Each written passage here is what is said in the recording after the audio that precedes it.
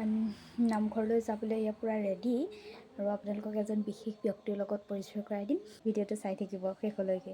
আৰু সেই ব্যক্তিজন হ'ল ভাগৱত গীতাৰ পাঠক আৰু ব্যাখ্যাকাৰ প্ৰাণজিৎ গগৈ ডাঙৰীয়া। তেওঁ আহি আমাৰ মাজত উপস্থিত হৈছে। তেওঁ কৰা ভাগৱত পাঠ আৰু ব্যাখ্যা আপোনালোকলৈ বুলি আগবঢ়ালোঁ।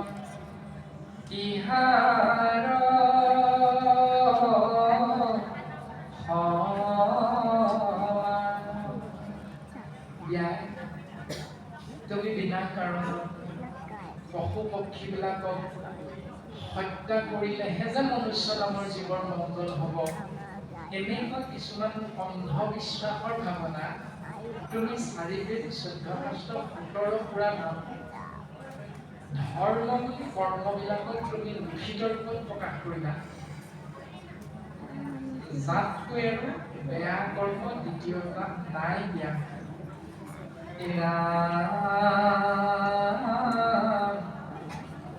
স্বভাৱে লনপত বিষয়ত অনুৰাগ স্বৰ্গ পাইব বুলি ৰংগে কাটে শংখ সাগৰ।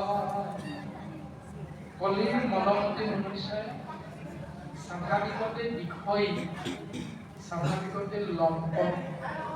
এই কলিৰ ভঁৰাল ৰাসত থকা মনুষ্য নামৰ জীৱই স্বৰ্গলৈ যাব পাৰিম বুলি সোনকালে সেই ভাৱনাটো কৰি আনন্দ মনেৰে হাঁহ ছাগলী পাৰ আদিবিলাক কুকুৰাকে ধৰি আদিবিলাকক বলি দিয়া এটা নিয়ম পালন কৰাটোৰ বিষয়ে তুমি শাস্ত্ৰত উল্লেখ কৰিলা, যিটোতকৈ বেয়া কৰ্ম আৰু দ্বিতীয়তা নাই দিয়া। গতিকে সেই বিয়াৰ এইৰামে পৰহিলা হিংসা ধৰ্ম নানা দেৱ পূজৈ পুণ্য ক্ষয় ভৈলে দুনাই নৰকত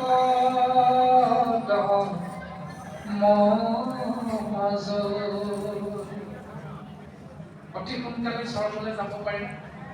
33 কোটি দেৱ দেৱতাৰ অগ্ৰত বলি বিধান পূজা পাতল যাগ যজ্ঞ দান দক্ষিণা আদি কৰ্মবিলাক তুমি ধৰ্ম বুলি প্ৰকাশ কৰিলা। ক'ত?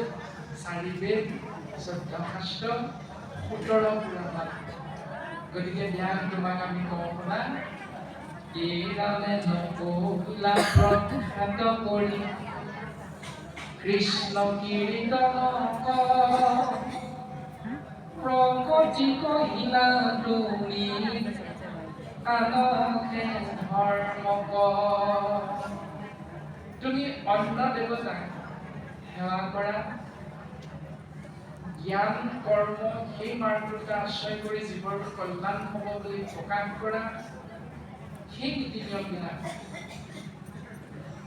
আৰু বিপৰীতে নকলা প্ৰখ্যাত কৰি কৃষ্ণ কীৰ্তনক তুমি পোনপটীয়াভাৱে কৃষ্ণৰ নামত যে জীৱৰ গতি হয়, এই সত্য দৰ্শনটো তুমি জীৱক দেখুৱাই নিদিলা দিয়া। ইহাতক সিজিলক কৃষি কৰ্ম কন্যাই নাহি পুষ্ট চিত্ত তব এই অভিপ্ৰায়। এইটোৱে হ'ল তোমাৰ হৰিটো, এইটোৱে হ'ল তোমাৰ মনটো, এইটোৱে হ'ল তোমাৰ বাক্যত লাগি থকা বেমাৰটো।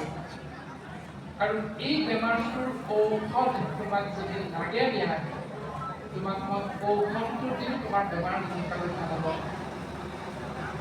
এইবুলি মহামাৰী বেদব্যাসৰ অগ্ৰত দেৱৰী নাৰদে ঔষধটো দিছে। এইৰা মোৰ উপদেশে কৰা ভাগৱত শাস্ত্ৰ প্ৰচাৰক গোবিন্দৰ গুণ নাম মাত্ৰ।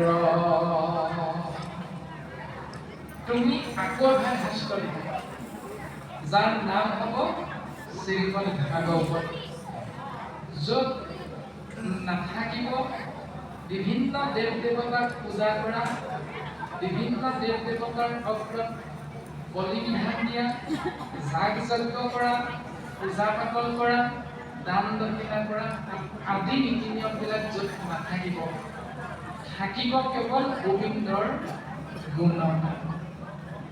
এতিয়া ইয়াৰ দ্বাৰা আমাক স্পষ্টভাৱে ভাগৱতে ঘোষণা কৰিছে যে 18 নম্বৰ ভাগী পুৰাণ হ'ল, 18 নম্বৰ ভাগী শাস্ত্ৰ হ'ল, 18 নম্বৰ ভাগী বেদ হ'ল মহাভাগৱত,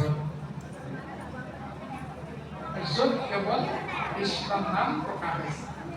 যি নাম আশ্ৰয় কৰি জীৱই এই সংসাৰৰ পৰা সুন্দৰভাৱে ঈশ্বৰ পুৰুষৰ পূৰ্ণ কৃপাৰ পাত্ৰ হৈ তৰি যাব পাৰে। আৰু মাধৱ পুৰুষেও আমাক সুন্দৰভাৱে নামঘোষা শাস্ত্ৰত সিদ্ধান্ত দিছে, বৈকুণ্ঠৰ কল্পতৰু ভাগৱত শাস্ত্ৰ, ইহাৰ উত্তম ফল দান দক্ষিণা মাত্ৰ। নামঘোষা শাস্ত্ৰত এই বুলি ঘোষা আছেনে? বৈকুণ্ঠৰ কল্পতৰু ভাগৱত শাস্ত্ৰ, অৰ্থাৎ ভাগৱত ভাগ মৰ্তৰ বস্তু নহয়। ভাগৱত বলে যেনে কৰৈ আশীৰ্বাদ, তেনে মিলয় কিটো কৃষ্ণৰ